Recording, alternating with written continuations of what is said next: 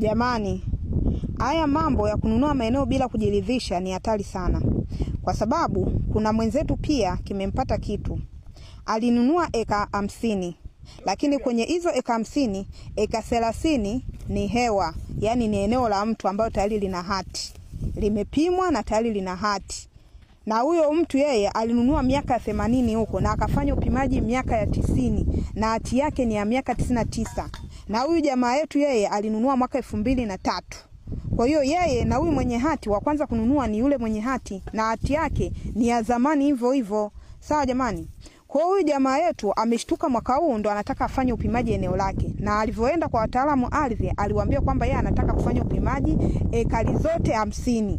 Kwa hiyo wataalamu kitu ambacho wamemwambia kwamba kwenye hizi eka 50 ekari ambazo tunaweza tukafanya upimaji ni eka 20 tu. Hizi eka 30 tayari zilishapimwa na tayari zilishamilikishwa. Kwa hiyo hatuwezi kufanya tena upimaji juu ya upimaji. Na ile eneo ambalo wewe unaliongelea tayari lina hati miliki. Kwa hiyo ni ngumu sana kufanya upimaji juu ya upimaji au kufanya upimaji kwenye eneo ambalo tayari lina hati.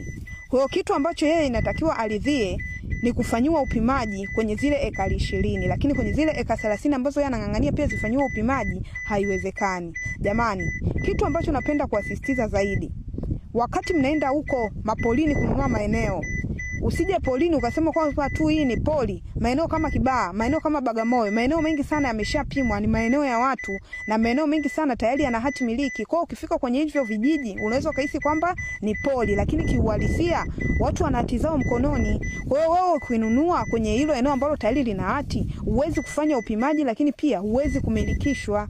Sawa jamani?